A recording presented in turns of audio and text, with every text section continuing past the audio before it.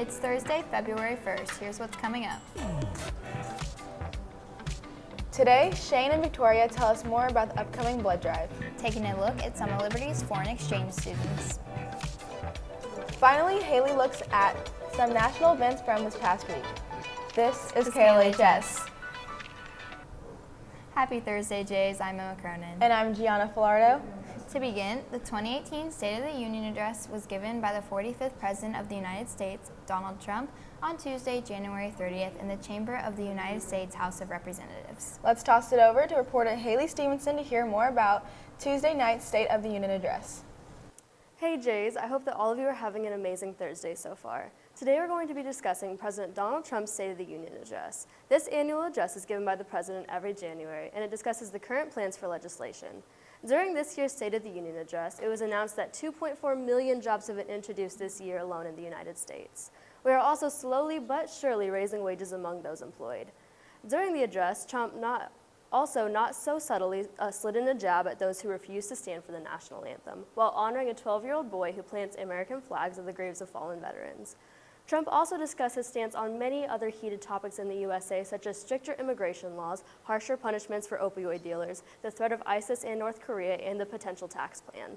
The most controversial part of the address, however, may have been the Democratic response. Liberal Joe Kennedy said it in his response, "Bullies may land a punch, they may leave a mark, but they have never in the history of the United States managed to match the strength and spirit of a people fighting for the defense of their future." Was Kennedy calling Trump a bully? Well, I'll leave that up to you. I hope that you'll enjoy this rundown. Now back to the front desk.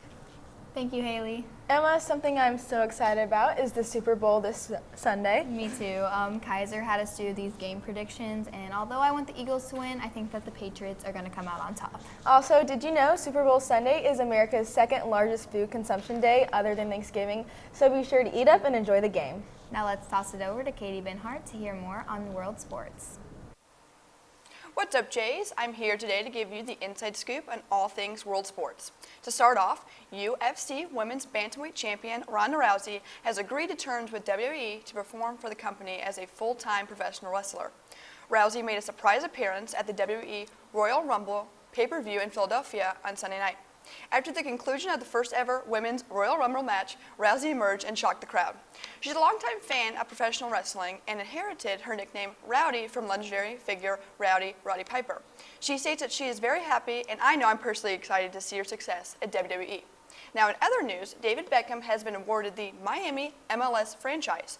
There's been no word Monday on the team's official name, nor the colors it will play in. There is no announcement about when the Miami franchise will officially join the league. A statement was released on the MLS website revealing that the team will play in a privately developed 25,000-seat stadium within the city. Although no location for the stadium was confirmed, local media reports land in the city's Overtown district has been purchased by the Beckham ownership group. And lastly, the Sydney Sevens have made women's history in Sydney. Tim Walsh's side became the first ever team to go a whole tournament without conceding a point.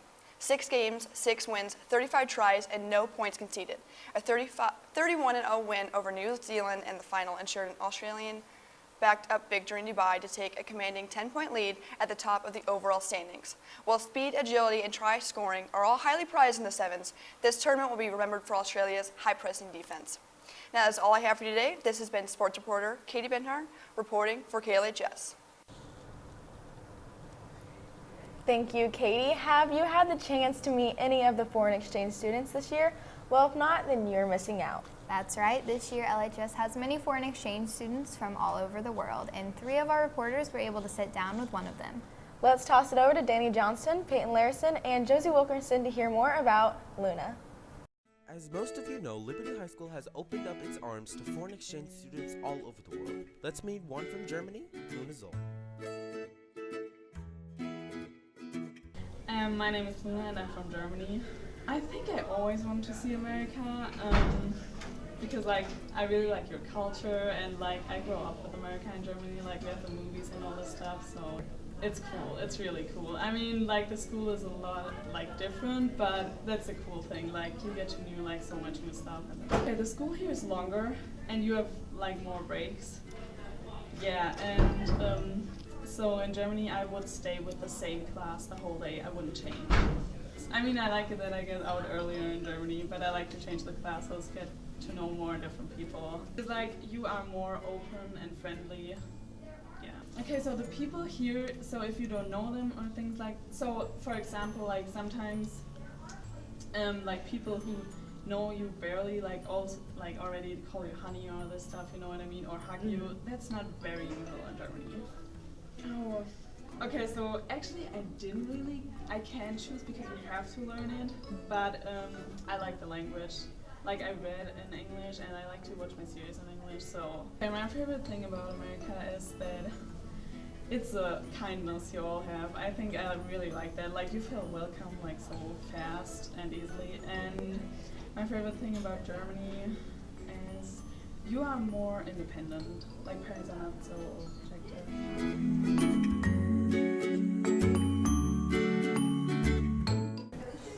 Thank you, Danny, Josie, and Peyton. I don't know about you, Gianna, but I don't think I would have the guts to go to a different school in a different country. Same here, Emma.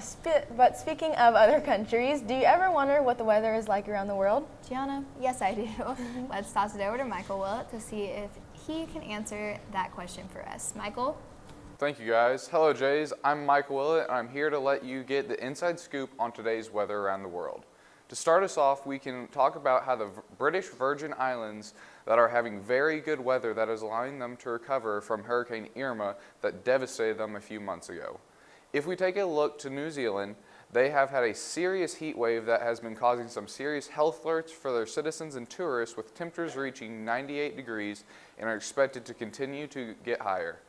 If we head to the north and take a look at Paris's Seine River, it has continued to rise to dangerous levels that have caused flooding problems for multiple areas along the river. Now, on the brighter side of things, let's talk about the rare supermoon from a couple nights ago. This supermoon caused a reddish hue on the lunar surface for more than 4 hours and was the very rare sight to be able to see for a full 4 hours. Millions of people around the world were able to be witness to this amazing event. That's all I have for worldwide weather today. I'm Mike Willett. Have a great day, Jays. And back to the front desk. Thank you, Michael. Although other places have some crazy weather, nothing is like the weather here in Missouri. That is right, and because of this crazy weather, there has been 50,000 flu cases this season in Missouri alone, and the numbers keep rising. As you can see looking at the map of the U.S., as of January 13, 2018, over half of the states have had high levels of influenza activities. Having the flu takes as long as 2 to 3 weeks to fully recover. I was able to meet with some of the nurses to see how you can prevent getting the flu. Have you been feeling super slow and sluggish lately? Possibly feeling like a zombie? Well, if so, then that's a great reason to stay home because you might have the flu. The flu, also known as influenza, is a microscopic infectious agent that invades the cells of your body to make you sick. Typically, the flu is most common in February, but the larger cases of it begin in October. Thankfully, Ms. Kovac was happy to share what things to look out for when it comes to this illness. If you have body aches and chills, if you're running a fever, you definitely need to stay home. The rule of thumb for the school is anything over 100, you need to stay home until you're fever-free without medicine for 24 hours. When you miss school, it can sometimes be challenging to catch up on all the work you've missed. Luckily, there is a way to prevent yourself from getting sick. If you start to get a sore throat, that's a good opportunity to really hydrate well and get plenty of rest. Eating plenty of protein, fruits and vegetables, by making sure that you just take good care of yourself in general. As long as everyone here at LHS remembers to get rest, stay hydrated, and wash your hands, hopefully we can keep this unwanted plague elsewhere. From KLHS, this has been Emma Cronin. Due to the flu and cold impacts, the blood banks are low and at a critical low. Liberty High School will host a blood drive for the Community Blood Center next Friday, February 9th from 7 a.m. to 3:30 p.m. Any student who would like to donate must sign up this week with an AP Biology student or with Mr. Knowles in room 209. The deadline to sign up is this Friday, February 2nd. Faculty, staff, and community members do not have to sign up. Thanks, guys. I'm Shane here with Amos Mora and Morgan Benton to talk a little about the blood drive. So I heard that getting your blood taken hurts. Is that true? It doesn't hurt that bad. It's just like a little pinch on your arm. It's not really not that bad. Okay. And the AP Bio kids are doing this, right? Yes, all the students in Mr. Knoll's AP Bio classes run the whole entire drive along with the help of the Community Blood Center. Okay, but the blood center is the one that takes your blood, right? Yes, the blood center is the one mainly in charge of taking the blood. However, some students have the opportunity in AP Biology to assist the people with holding people's arms during the process. Oh, that's cool. So how long is this planning on taking for the people that sign up? You sign up for one class period, so it usually doesn't take too long.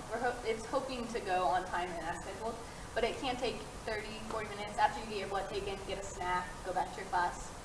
How often do people faint or like freak out? Not very often. That's a very big myth we see from many TV shows on social media. Very rarely do people pass out, so don't let that discourage you from donating blood this season. And if someone has like practice or like physical activity after school, they can still donate, right? They actually cannot. After giving blood, you're not supposed to do any kind of physical activity for at least 24 hours to make sure you get hydrated and don't faint afterwards. Okay. So you said where does the blood go to?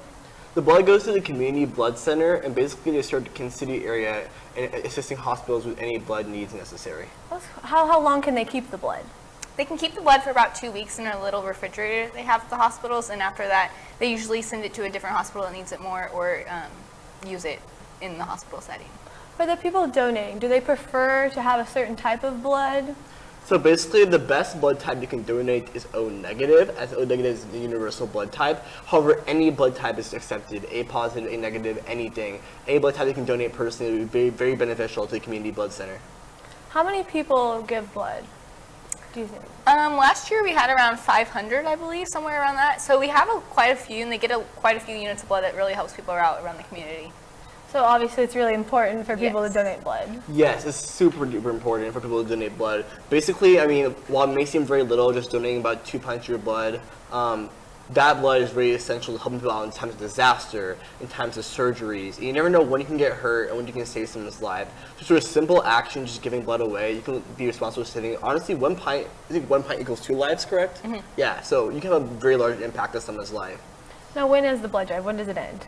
The blood drive is next Friday, so it's all day. Outside community members can come in as well and donate, so your parents, you can encourage them, grandparents, anyone like that. And then you can also sign up for a time during a class period for you to come in and donate. Now, how do you sign up? Who do you go to? So basically, every single student in AP Biology should have a pink sheet. You can sign up with them. If no one, once the sheets get collected, you can go to Mr. Knoll's room 209, and you can sign up with him to donate blood till about 2 days before the drive starts. All right, thanks, guys. No Make problem. sure you can donate if you can. This has been Shane for KLHS. Now back to the front desk. Make sure to sign up and donate blood as the deadline is tomorrow. Now, if everyone could please stand for the pledge.